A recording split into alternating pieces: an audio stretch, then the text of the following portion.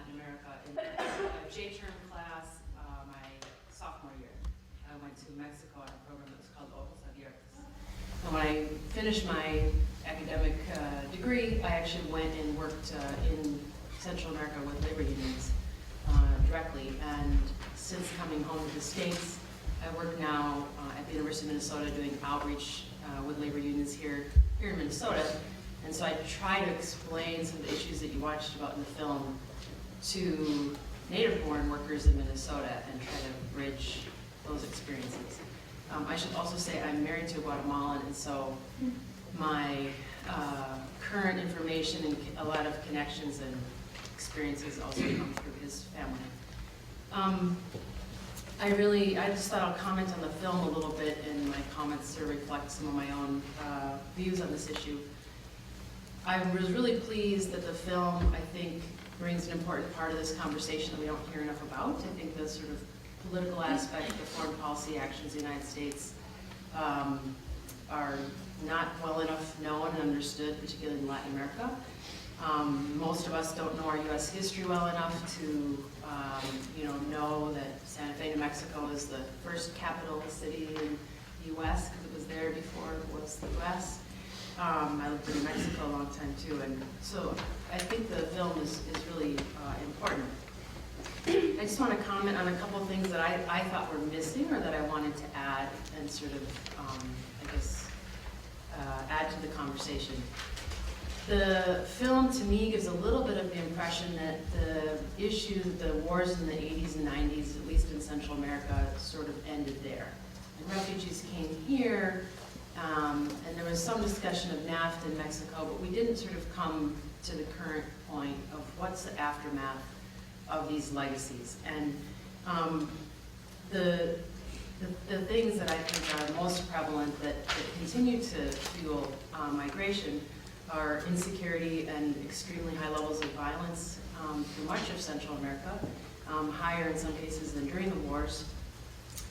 Very weak institutions where, when I was there, and this still happens, at least in Guatemala, where police just don't come if you're a union member and you get shot at, or you're, depending on what your political activity might be, and legal systems that essentially don't function, and continued repression of social movements in many cases. So it's not like the wars ended and then fast forward and we have happy democracies necessarily.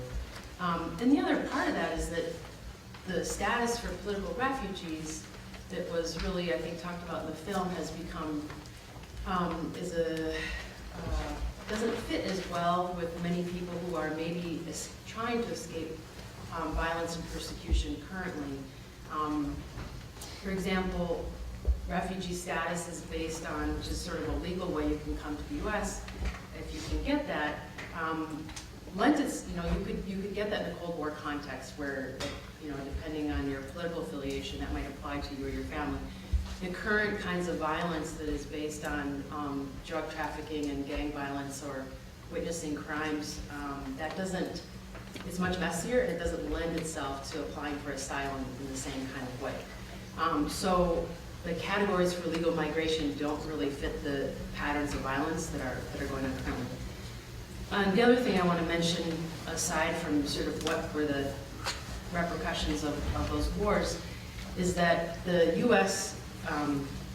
We will continue to harvest and reap what we've sowed for a long time to come, because the policies of U.S. interest in the region continue. They might look different, but they surely continue. So, for example, I know the film mentioned NAFTA, which was passed now 20 years ago. But there have been other free trade agreements passed more recently with Central America and just a year and a half ago with Colombia. Very similar issues, particularly with Colombia, around farmers that are and will be displaced through cheap imports and sort of this economic push from their land and from their country. And we have similar issues around privatization and increasingly precarious employment, the kind of issues that push people to leave. So I see that some of the push issues that drive people from countries of origin those issues continue, and the U.S. role, those issues also continues. Just to give you a little more context for this, two of the countries that I visited, and one in particular I've spent a lot of time in, Colombia and Guatemala, two countries in Latin America that have the highest rates of violence against trade union members, people who are trying to organize to change the conditions of their employment. Recently passing free trade agreements with countries that have this kind of human rights record is, in my mind, not the right types of policy that our country should be engaged in. And one of the, there's all kinds of ways that the public conversations around these things can be manipulated. So to give you an example, before the passage of the free trade agreement with Central America, and also in Colombia, people in the U.S. need to show that violence levels have gone down, because of course labor unions and lots of social activists were saying we shouldn't engage in free trade agreements with countries that have these kinds of poor human rights records. And so the numbers might come down previous to an agreement, and then they tend to spike back up. And there's other ways that the numbers can be changed to make it seem as if the violence is decreasing when in fact it's not, like increasing amount of disappearances, fewer homicides. But sort of a similar context of repression for people who are trying to change their conditions of life, really. And if you don't have ways to change your conditions of life where you live, migration seems like another option to change the conditions of your situation. So when people don't have that kind of space, institutional space, space to organize, migration seems like one of the few options that make sense. So I'm hopeful about immigration reform, but I'm concerned that whether whether the current bill passes or not, we're going to still have future waves of migrants coming to the U.S., right? The problem is not going to go away, even if people who are here get status. So that's my contribution. Buenas noches, good evening. I'm Francisco. It's a pleasure to be here. Do we have in the audience any Native American? No? Okay. So we are going to be speaking about immigrants then. Unless you are African American, that you were brought to this place by force, or your ancestors were, because someone needed cheaper labor or free labor. So one objective I have this evening is to make you feel uncomfortable, so we can get into this conversation. When you look at a movie, and you look at a movie about the displacement, and I can claim I came to the United States in 1990. I was 22 when I came, student of my university, so close to graduate. But I couldn't stay in my country anymore. I went to jail for political reasons and been tortured by the Salvadorian government supported by the United States. When you are at the ending of, when you are at the other side of receiving that repression, your point of view kind of changes. When you are the subject of repression by systems and by a US policy. It is not the same to be here and seeing a bomb being dropped in a place than being at that place and the bomb coming down, say, US made. And there is one thing that is so true, that in you folks, young people, usually social changes happens because young people like you are not satisfied with the status quo and you keep pushing systems to change. So you see through history that many young people either die during those processes or also provoke movements and changes because you have the energy, and biologically speaking, you have the energy to challenge everything. So at that moment when I was your age, I decided to organize, to change the situation in my country.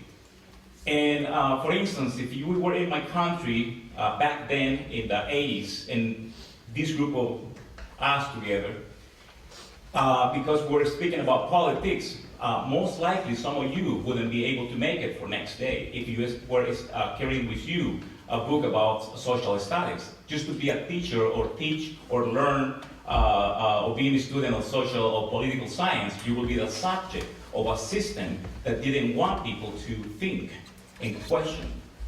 So many of you, or some of you, wouldn't have made it to your house tonight because of that system, that violent system. But why do we have that violent system? Well, we wanted to change a society that was so far away from being a democratic society. I didn't want to have what you have. I had enough in my country because I didn't have the need to have so many things. And people didn't have the need to come to the United States because it's not pleasant to come through a country. I mean, unless you are on vacation, you have the election that you can go and you can choose to go on vacation and have fun, opposed to being displaced by force. And that's what happened to thousands of people displaced by force because they were in opposition to a system. But that system was backed up by the United States. But why?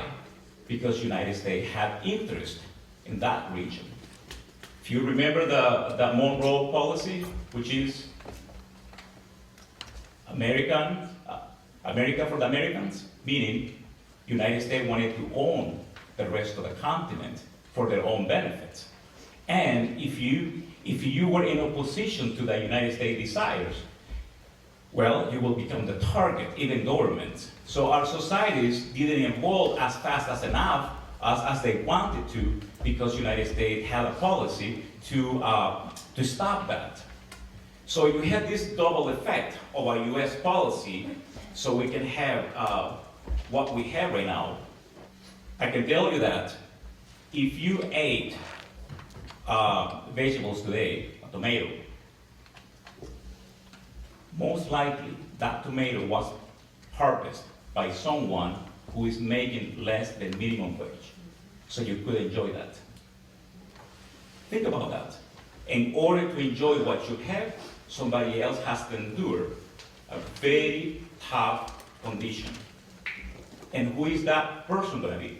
Well, in the time of slavery, the economy had to use slaves to be able to sustain the people who benefited from that.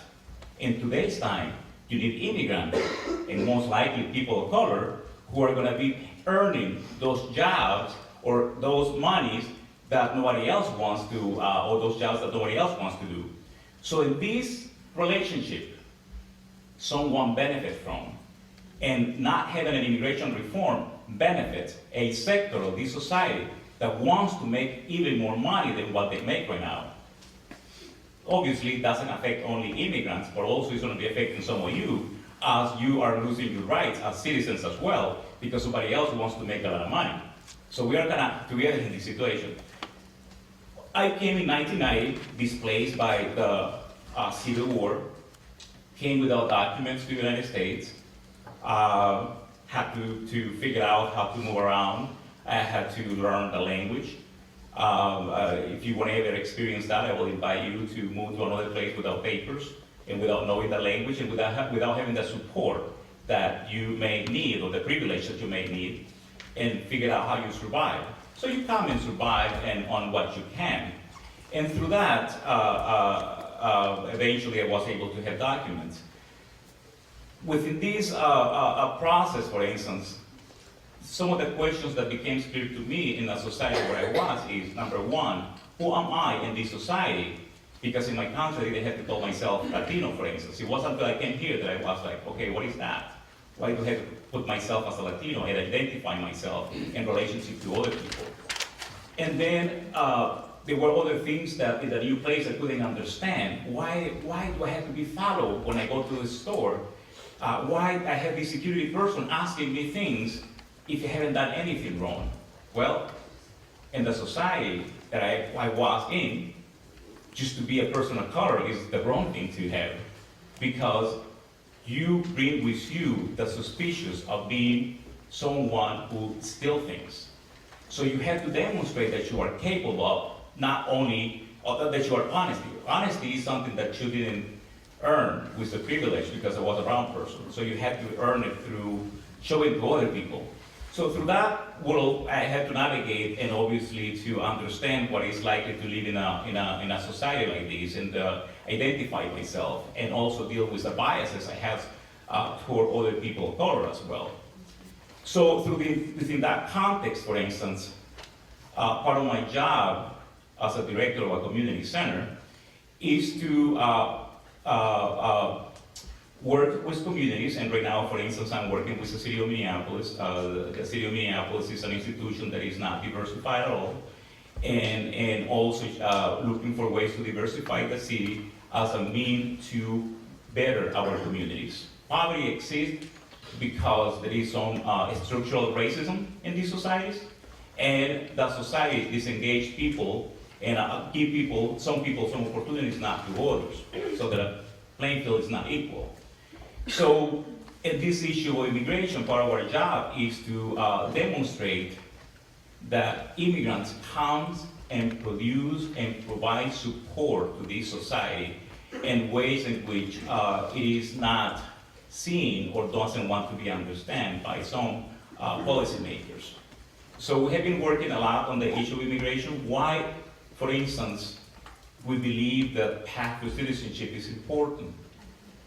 As a worker, if you don't have rights, like some of you eventually will get into the field and work, if you don't have access to the rights as workers, and you don't have health insurance, you don't have benefits, you don't have everything else that is needed, eventually you will get to the age where you will have to retire, and you will not be able to enjoy that retirement, because we all humans have to go through those stages.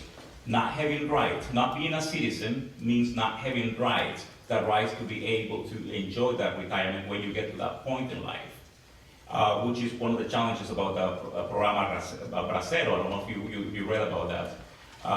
Bringing waves of workers so you can get the juice out of them, and once you don't need them, you dispose them. That's the situation that we're fighting for. We want full rights for people like everybody else.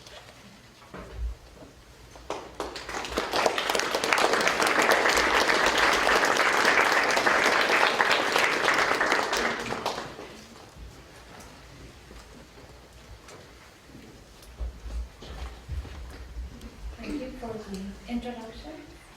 Now, who's going to come up first for any questions or comments on what we just heard, or again, the topic of immigration and our immigration reform?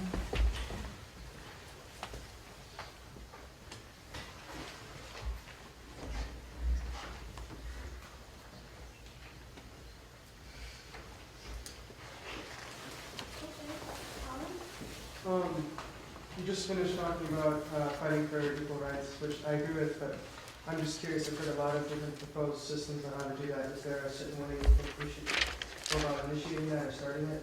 Does it just start with awareness, or is there a certain proposition we should put forth to the government? I was just pointing out your opinion on that.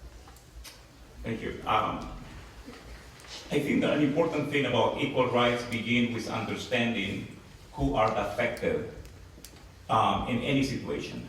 You can be in a position of being affected, and it's important that you, as an affected person, you can articulate what things will look, or how things will look different to you.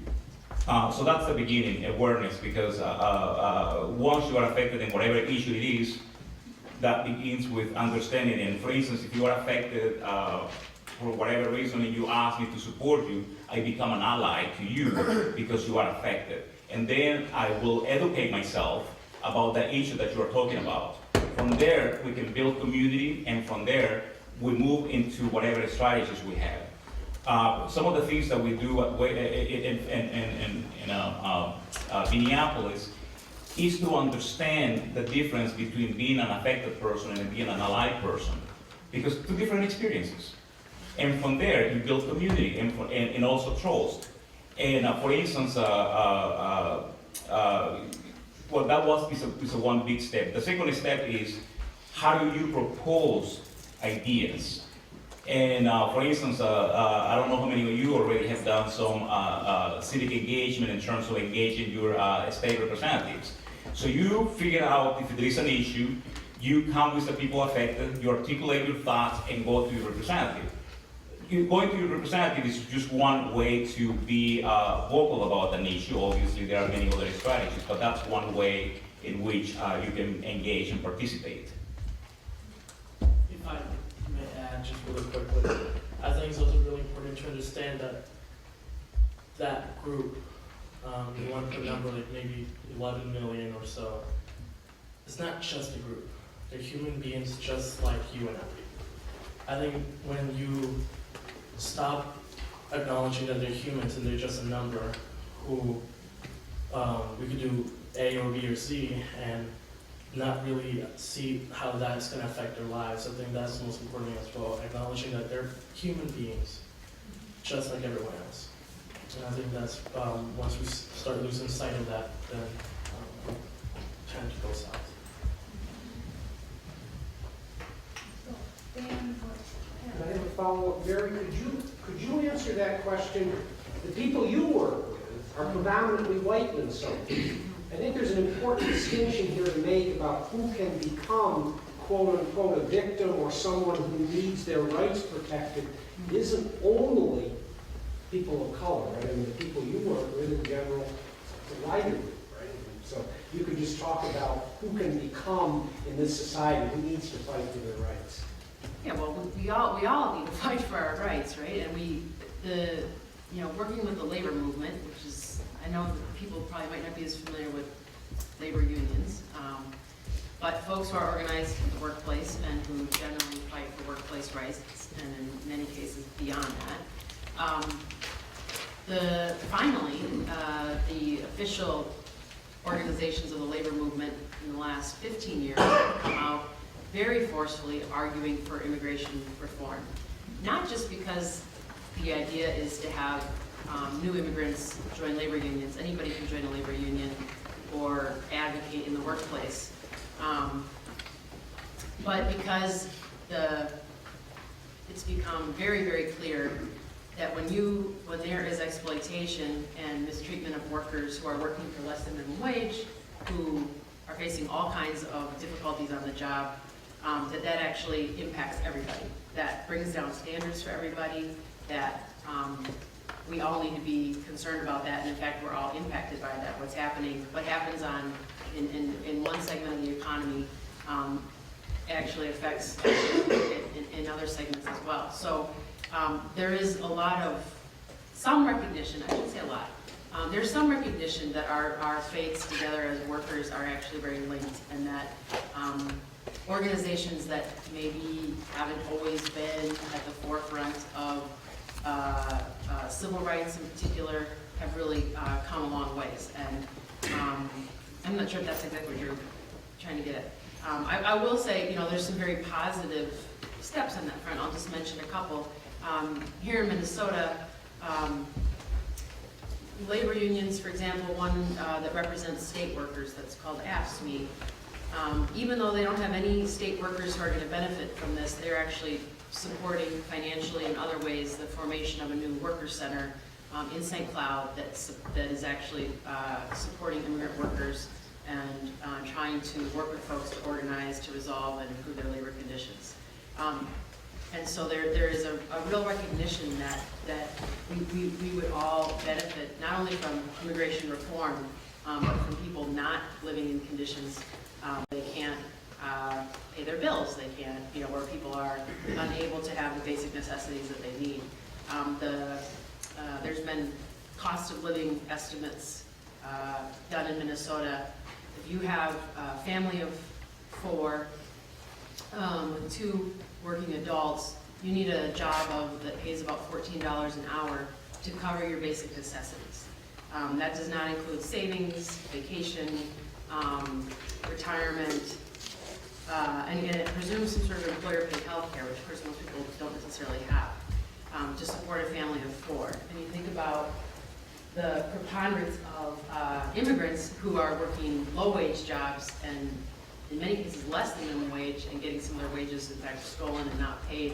And you can see how that would affect the whole community of people, whether you are the ally or the neighbor or the person in the school, or you're actually a member of that community directly. So there's lots of ways that we're all connected to this issue.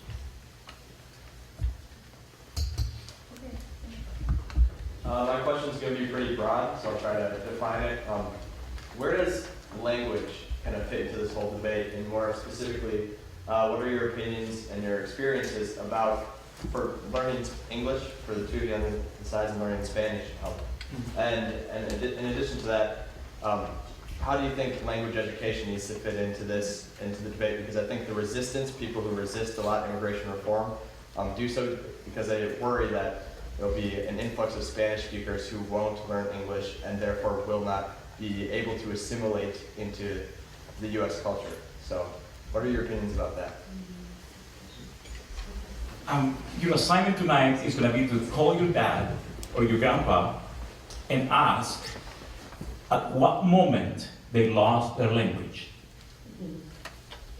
At what moment they lost their language, or if it was other than English. Minnesota, until recently, changed forms that were in multiple European languages, accommodated all Europeans to a bunch of languages.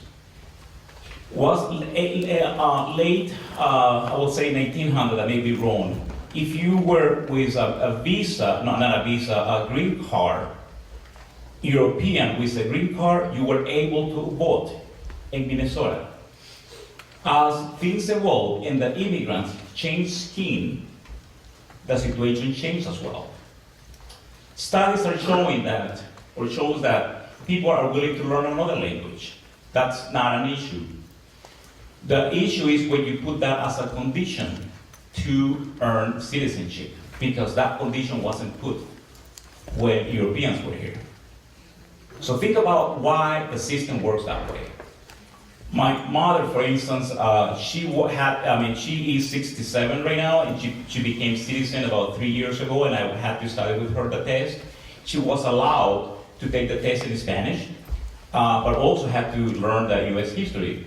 I was teaching at one moment to a group of people U.S. history, and you will be surprised. And hey, that is another assignment.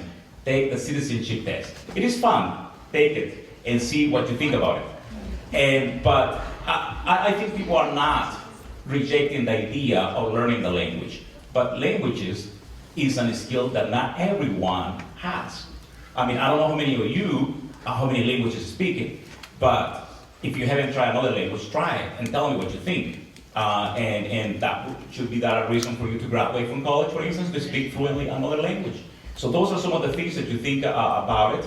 And so in this case, those who propose language, basically they are putting a bunch of obstacles to avoid people to have full rights.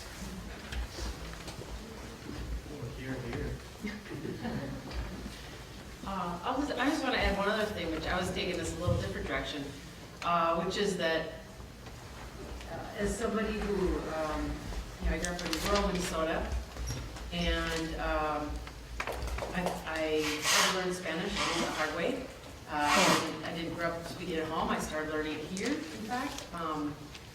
And I speak it every day at home and in my work as much as I can, not always, and it is rusty days. But I also think language is it's an entree into a community.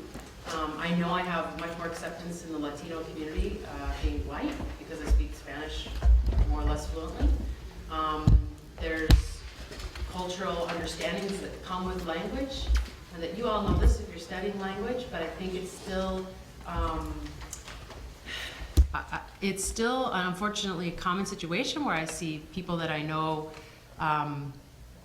think that you can learn a language divorced from a culture, or actually not want leadership or agency by people of that culture. So as an example, I'm in the Twin Cities with this biracial, bilingual family, as many folks are these days, and there's, everybody wants to learn Spanish. A lot of white people want to learn Spanish. And they're not hiring native Spanish speakers to teach the language. And in fact, and not that there's anything against all of us need to learn, but the idea that, in a preschool, that you can't find a native Spanish-speaking teacher with experience with children who speak Spanish fluently to fill some of those positions is just beyond me. So there's many situations where this increasing focus on language and multiculturalness. This is more from the perspective of my husband, who's the affected, versus me, the ally. And I can't really speak for him, but it can really read like as some sort of a problem or discrimination if those opportunities aren't given to the folks who actually are in the best position to share that, right? So that those of us who are allies need to be aware of that. We don't want to, we want to open those opportunities for folks to have them and not have it be sort of appropriated. I'm not sure if that's clear, but anyone who's dealing with bilingual preschools will probably know what I mean. And there is one thing, the theory of the melting pot was a theory that is over at this stage, because that was a theory where folks from Europeans were forced to speak English. If you speak to your grandparents, there was this situation, and that was the times of the melting pot. Now we are moving into another stage where being different is okay, speaking multiple languages is cool. And so we are moving, the society is moving into that. And in fact, in order to succeed in life, you had to speak more than one language, right? And so that's what the movement is toward culture now and diversity. I would just comment that as someone who had to learn the English language, sometimes it's kind of bad to speak Spanish, in a sense that we're taught that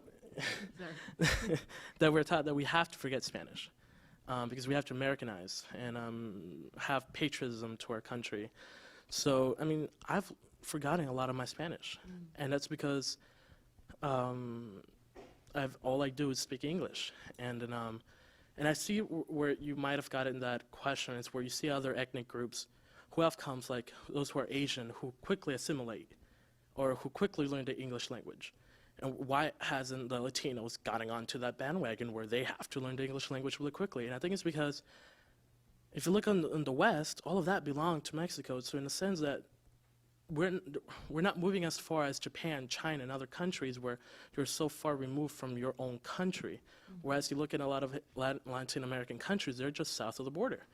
And not just that, but if you go to California, Nevada, New Mexico, Arizona, Utah, I mean, Texas, they're so bilingual. I mean, I believe one of the cities here that I visited, Melrose, has done an amazing job in bringing both of the cultures together. Signs are in bilingual. So in effect, learning English makes it seem that it's okay for Americans to learn another language, but if you want to become American, you have to learn the English language.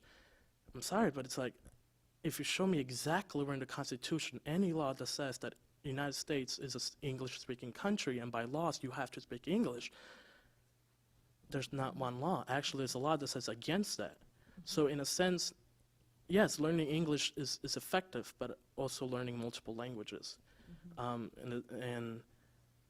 And I mean, learning the English language doesn't make you smarter as learning the Spanish language. So there's stuff that you can learn without English, and naturally you will learn the English language, I guess, as you lived here many years. I mean, I'm not saying that you don't have to, but it's not like in order to become a citizen, you have to learn the English language. And I like what you said about your grandparents, because that's very true, at least with my grandparents. But Can I just add one more comment, which is that it is true that immigrants today are learning English at the same rate that our grandparents' generations did. It's absolutely true. And if you want, there's some really good information on sort of the Minnesota immigrant community and some, easy snapshot materials on the Minneapolis Foundation's website. If people want more information about sort of what the particular makeup of the immigrant community in Minnesota looks like, there's some good resources. But it's absolutely true that immigrants are learning at the same rate as they did previously. But it seems to be different, and it's really not. And it's also true as the English speaker in my household. We noticed that the standards for me to speak Spanish and people to think that that's really great is much lower than for a Spanish speaker learning English. That in terms of being employed, getting certain types of job, your English has to, the standards we hold people to are very high. Whereas for native English speakers, halfway being able to speak Spanish, I feel like people are giving me accolades, so something to think about. The current Obama immigration reform bill requires that the immigrants applying for citizenship speak English. Do you agree with this part of the bill, or do you disagree? And could I get a clarification? Because you stated that your mother Yeah. was allowed to take Yes. the exam in Spanish. Yes. My understanding of the current bill is that that would not be possible. Well, Clarify that for me. in the current law, there is an age and years that you have with a green card. So I don't know how many of you know the immigration process. Like, for instance, some people came to the United States through as refugees, for instance. So they come, and immediately once they arrive, they get this card called I-94. It's basically a card that tells you that you are a refugee. After a year, you get a green card. And the green card is good for 8 years, but at the 5 or holding a green card, you could apply for citizenship. And then, for instance, in my own process was like a work permit, green card. Before I had 5 years my green card, like 6 months before the 5 years, I submitted my application for citizenship. And then I took the test in English and so on.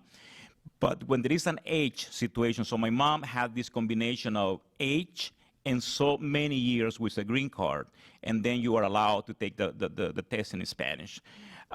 So that's one, what the law right now is. And in some cases, if you can demonstrate that you have some learning disabilities, you also can take it in your native language.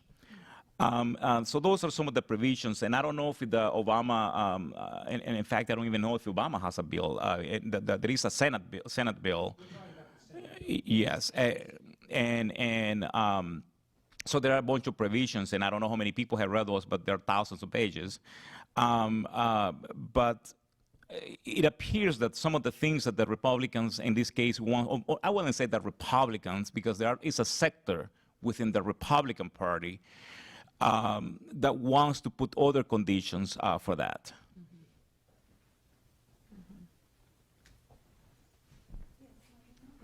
Just briefly, well, thinking about democracy, I honestly think, and I'm sure that most of the people present here would agree too, that a true democracy has to be open to teaching languages, to encourage learning languages. So this situation shouldn't really happen. An immigrant should be invited to explore his or her own culture, as much as encouraged to assimilate himself and herself into the culture he is or she is adopted. So I think that we really need to support a policy or a law that encourages learning in all ways, in all sides. And I had a question especially for Gary, but feel also welcome to answer regarding the Senate law. I wonder if you could, of the Senate bill, if you could please elaborate your opinion or what you think about it. I would greatly appreciate it. Do you want us to comment? Do you want to No, comment? no, go ahead. Okay. I'll, do you want to comment? I am not most of what I've seen is reading other people's commentaries. I was at a national convention of labor union leaders in the fall. We were having a lot of discussions about what was in the bill. And I think there's a lot of things in the bill that I personally don't like, right? And that this is a very difficult compromise to end up with a bill that labor unions and the Chamber of Commerce and a lot of Latino groups would essentially sign off of. It was a very, very difficult compromise to get to the Senate bill.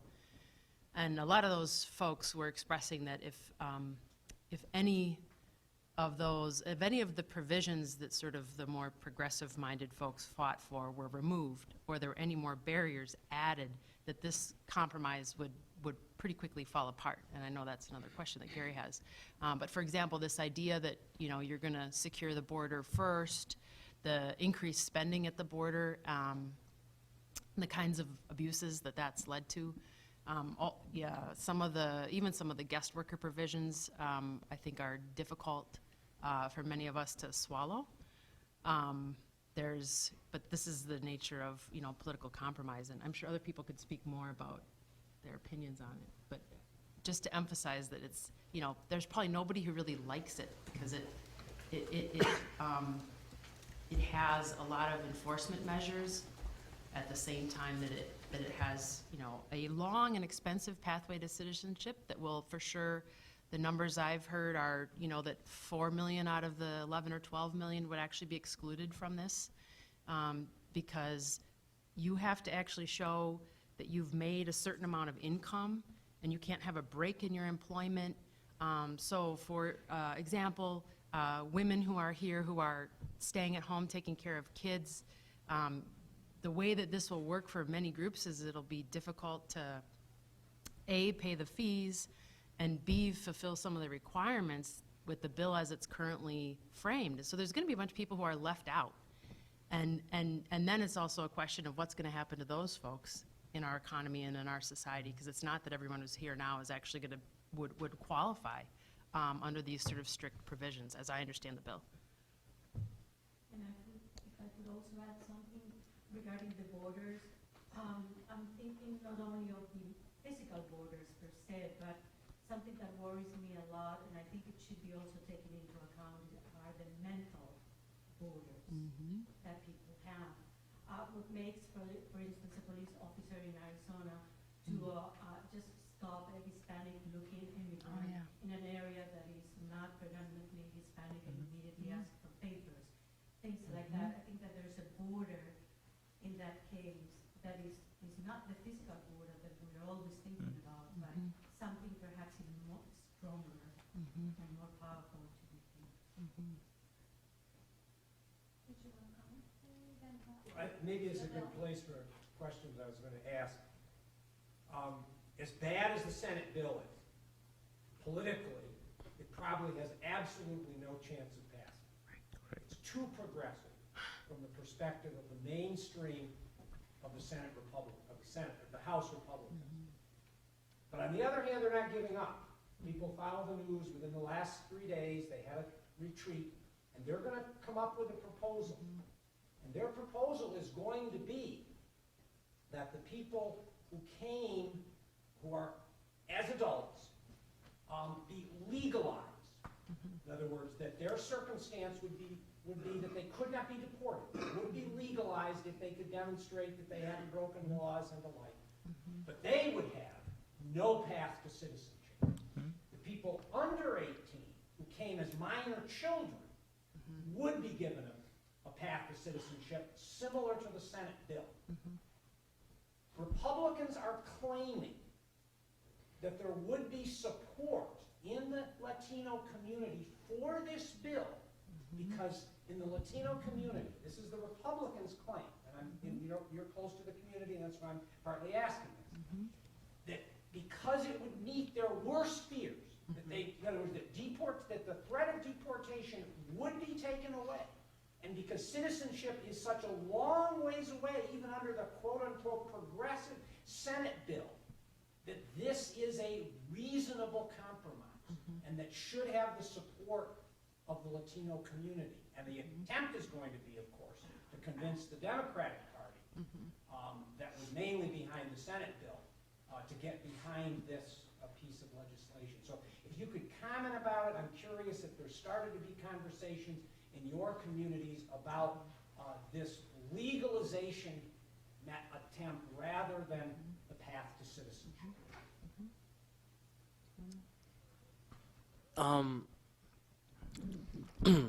Over the summer, I did read the 974 pages of the Senate bill, just because it was my job, and highlight of my internship. And so So if I could shred 400 of that part, 400 pages, I mean, it goes on. The visas. I mean, every color you could think of is a visa. The 700 miles of border. So it's just very, very just. It is progressive, because it will be a path to citizenship. There's a difference. I don't know if you kind of got that citizenship and just having a legal status. Legal status means that you could live here, work here, get a worker's permit, and then most likely not travel out of state, out of the country, if not with the U.S. acknowledgement or maybe only humanitarian work. I'm not sure if they could be able to travel outside of the country. So having a legal status. Republicans haven't spoken. Yeah. Yeah.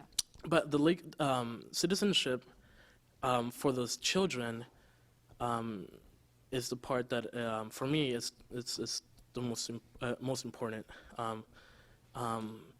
Because, I mean, the deferred action students, which was passed by Obama, the program, it has already maybe 1.3 or so million already deferred actions. And those are students who came here without their consent or knowledge that they were going to stay here forever. So for that part, I guess both parties agree that there is a path to citizenship for them. For the parents, I do see it a lot in the community where, at least it's something. At least it's something. And that's what I've heard a lot, that something, at least they're just in dire need of having some type of status that they'll take anything. And then you do have the Democratic Party who want to push for more. But the things that I've seen is that they're scared that if you keep pushing, it's not going to get anywhere. So at least it's better to have something than not have anything and wait another 5, 6 years, 10 years or so for another rise of immigration reform. So for the Latino community, something is better than nothing. And their most dire concerns are not just their interest, but most of the time they do have a son or daughter. And if they get some type of path to citizenship, for the most part, I've heard that that's enough for them. And so I'll comment on what. I'm not exactly heard that, but would you give up your parents? Would you say, hey, I'm staying, the system is going to take you out. As long as I'm fine, I don't care about my parents. Would you do that for your parents? Think about that. I know a lot of young people who wouldn't. So a lot of young people, and here is one important thing. It might be a little bit challenging here. I don't come to beg. I don't beg for things. I fight for my rights. As a human being, I have rights. And I become in collaboration with other human beings who believes that I'm human as well, and that we can work together to change the conditions that oppress one community. The young people we have been working with, they understand how the concept of dividing communities to conquer works out in our brain, and it's something to keep in mind. And many of those young people are not willing to turn in. In fact, I know young people who are not even willing to apply for DACA because they don't want their parents they don't want immigration to know that their parents are here. So think about that. You wouldn't do that for your parents. So many of those kids wouldn't do the same thing as well. True, having a little piece of paper is better than nothing, but at the end, it's also about your future. And our kids, you are our future. And in that way, and you need your parents. The family, and this is the funny thing about the party who believes so much in families, right? But separating families is fine in this case. So think about that, the family. In order for you to be here, you need your parents to be working and providing for you. The same thing in our Latino family. Parents are so needed. And so there are kids, and if there is another opportunity, we can invite those kids, young people, to come and speak about why they believe that they don't even want to get a piece of paper if that means to turn in their parents.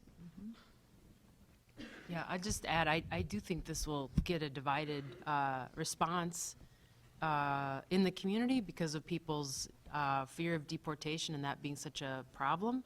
The key issue that you were alluding to is if you're not a citizen, you can't vote. So the game changer for that's what this is really about, is political power, the political power of Latinos. But many Latino, I think a majority of Latino families are mixed status, right? And Latinos had a huge, the hopefulness after the last election was that, okay, we've finally proven our power as a voting bloc, and something's going to happen. And I think this piece is really critical. I think for me, it's a real concern that we would have a large group of adults living in this country who have no power to vote. We have a legacy of doing that in this country that isn't very proud, and I don't want to repeat that. At the same time, I do think that people, the ability to not worry about deportation every day is so strong that there will be pressure to settle for this, I think. One thing I learned is that there's some communities who, when the hopes for immigration reform were looking pretty dire late in the fall, that there are communities, I think it was in California, who have started to take political action so that people who are not citizens can vote in certain elections, in local elections and school board elections. So you could actually see communities where there's a lot of folks who are not citizens, actually, at the local level, some change for political participation happening in that way. That was sort of one potential direction for political energy if that's what happens, or if nothing happens. People are not going to wait. They're not going to wait to be able to elect a school board member at the school that's full of kids whose parents are undocumented, and have that school be governed by somebody else in their community. That doesn't make any sense.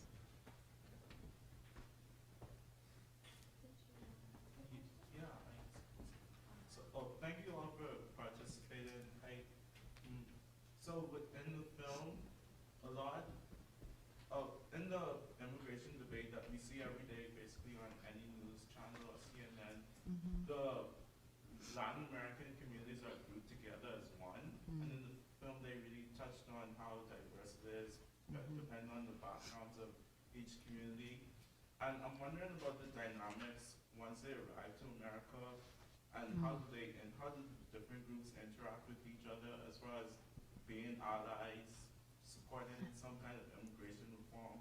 You have the background from, I think, El Salvador and then Guatemala and Colombia. So how do citizens from those different countries help each other out once they arrive to America? I was seeing a friend a couple of days ago. Are white people the same? Do you think the same? I mean, the white people in this room, do you guys think the same? Are you different? Right? Are you different than people from Chicago or New York? You are different. And there is so many differences in your own community. It's about having the rights that you need to be able to function as a human being. Voting, one of them, but not the main thing. Yeah, I meant that voting was the issue for the political parties, because that's what they're seeing in this. But I just will also mention that there's obviously people have lots of different class experiences that they bring with them. In Minnesota, there's obviously a huge Mexican community and a big Ecuadorian. Certain communities are very well represented. So we joke in our household. People ask Rolando, my husband, he says he's from Guatemala, and people are like, what part of Mexico is that? And so, the Central Americans sometimes can at least banter about that joke. But there's also differences by country based on immigration status. So, for example, Salvadorans were given temporary protected status during the Civil War, and Guatemalans were not. It had to do with Guatemalan president refusing the offer, as I understand it, from the U.S. to grant that status. It was a political fight. And so there's differences like that within communities that also impact people's viewpoints on some of these things, and impact what their chances are here in our communities. That's all I'm going to mention. Just really quickly, I think it's also important to know that whatever bubble you circle in when you take a lot of those government paperworks and stuff, and they group us by our ethnicity, and Latino is one that I was given. It's not something that I do call myself when I'm in my country. But then even in my own country, even though I was born in El Salvador, my grandparents were on my mom's side are from Israel. So I'm not really a complete Hispanic or Latino. And then my dad's grandparents were born in Spain. We're all migrants. That's the whole point. And yeah, I mean, Latinos are not gonna think alike, and I don't think every other race, just because of your race ethnicity, would think alike. And I mean, whatever bubble I circle doesn't really mean that I also believe in those ideologies that everyone else in that group represents. I am Latino, but I'm also mixed and Jewish, Spaniard, and other parts. So it's like, I mean, we all got a little bit inside of us, so. I have another part of my question. It's short. Sorry. So when you speak of the Latino community, are you referring to, well, because it's really stratified, are you talking about like erudite members of the Latino community who are well educated, and then there are others who aren't as educated? Like, do your opinions include all of those persons? Because that could make a huge difference. I don't understand the question. Speaking to all of us? Or? Yeah, because you talk about, I mean, we could watch CNN and we could comprehend everything that they're saying as far as immigration is concerned, and you can say the Latin community, the Latin American community feels this way, and I'm just wondering, who do you mean when you say that? Yeah, first probably expand your selection of channels. CNN probably is not the best. Yeah, no, but I'm saying in CNN, it's probably one of the worst channels in terms of how they use terms, and so that's why I'm saying it's important to expand our base information. The term Latino was defined by United States. And in these categories that we have, we all have to identify or relate to something. Latino is not even a race. It's group coming from a particular region. When you fill out the census, for instance, you say, are you Latino or are Hispanic? And you are like, I'm a human being. I don't know what to say about these things. But it was given to a whole region from the south, the Mexico, all the way to Tierra del Fuego in Chile. And within that world, there are many different people coming from many different places. So the term, it defines a group of people from a particular region and nothing else than that. It's not about class, it's not about nothing else, it's just people coming from a region, and that you classify yourself as people ask you for. Is that? And it usually means the continent, and it's to include the Brazilian Portuguese. Portuguese, Right. or the Guyanas. Is narrower. I'm trying to depoliticize these terms because they really are fairly, we even use it. The title of our program here is Latino Latin American Studies. So if we've adopted it, we're giving some credence to what it means. And then you usually have to add in, as you of course come from the Caribbean, we often speak of Latin America and the Caribbean because that's really a different, the Caribbean islands are a different region. And so whether that is Latin America or not, and whether Cubans are Latinos and obviously those from the English speaking would not consider themselves Latino. Yeah. So it's a little bit complicated, but I think he's right that the term usually means the Mexico through Argentina and not including the Caribbean. People from those countries, no matter their class. That's their origin. In Latin-based languages, like the Haitians would be Latin American.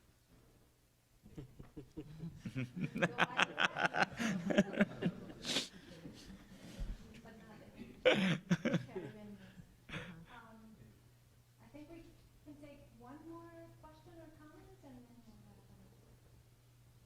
Maybe from this side. The talk about being an ally before, and I think especially for those who are from the, this school, we were talking at supper about, very majority or very, white to do that. And one of the things, a lot of people might feel disempowered from doing a huge political action.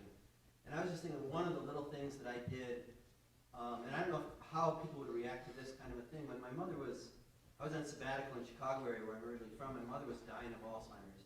She was in a home, and I would arrange it so I could go visit her every Saturday. And watching the clearly Latino woman cleaning up, and she never talked to anybody. And so I'm pretty fluent, so I started just talking to her, and she looked like, "You're talking to me?" And I said, "Yeah," and I just started talking, and then she'd wait for me to come, and she would talk to me, and I'd ask her stuff. That one other nurse would say something for her to do, and she would listen, and I said, "Do you understand what she's saying?" She said, "Oh, no." I learned not to ask more than once. I only ask what once, and I will never ask again. And then we started laughing about things, and she looked forward to me kind of showing up on Saturday to feed my mom. And it wasn't a big political kind of thing at all, but she had someone who would talk to her. And I just wonder about things like that that people could do if you know some Spanish. And how that plays and makes them feel.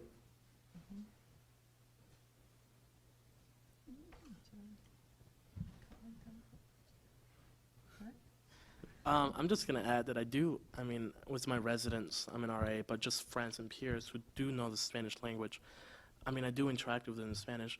I'm honored that they're taking the time to learn my language and interact with me on a different level. So, everyone in this group, I'm sure you guys are in some type of Spanish language or Latin American class. So, first of all, I want to say thank you. You guys are taking the time to learn my culture, my language, and then interact with just outside of the class and interact with them and know what other people think, ideas, culture, customs, and just interact. And now you have a way to do that. The language barrier is not there anymore.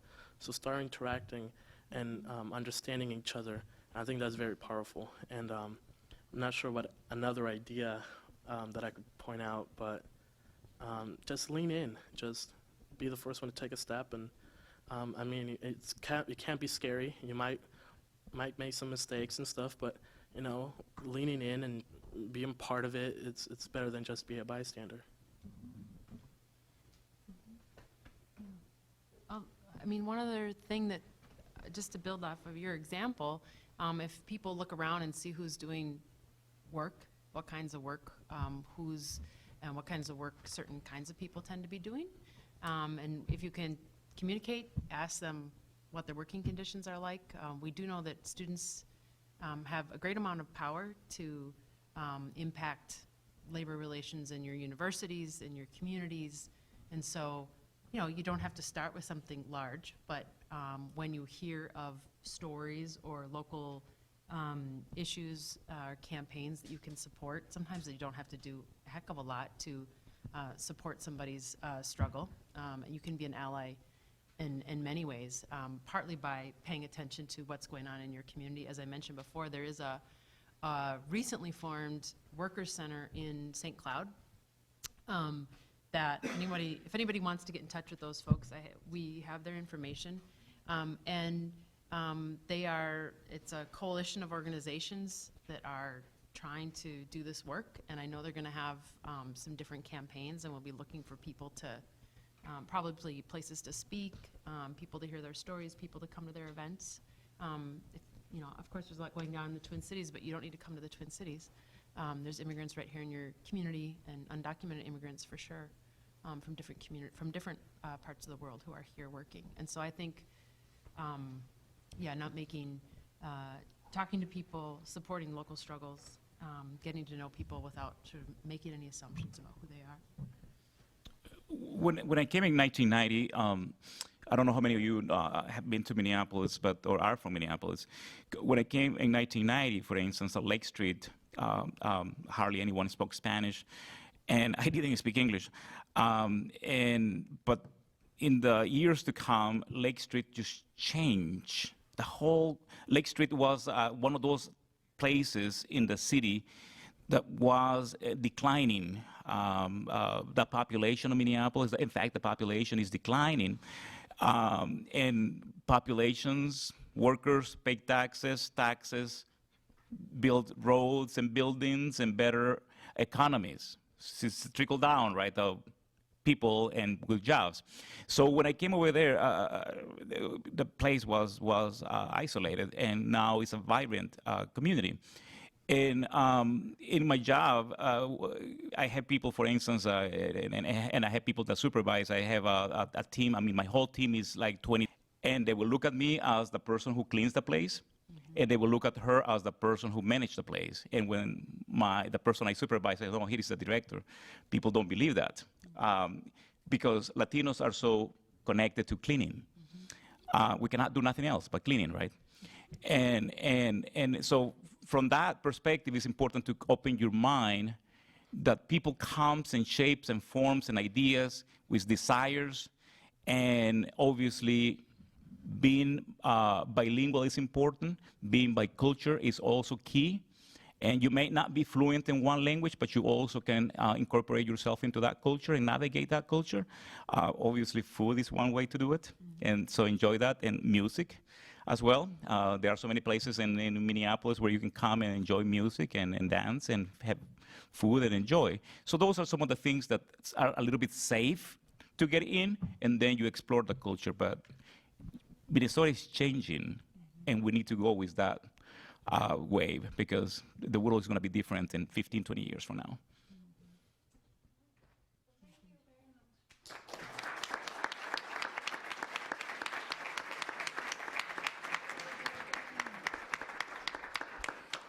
Now I'll see you in 2 weeks for the third event, the movie Smuggled. You'll get my announcements.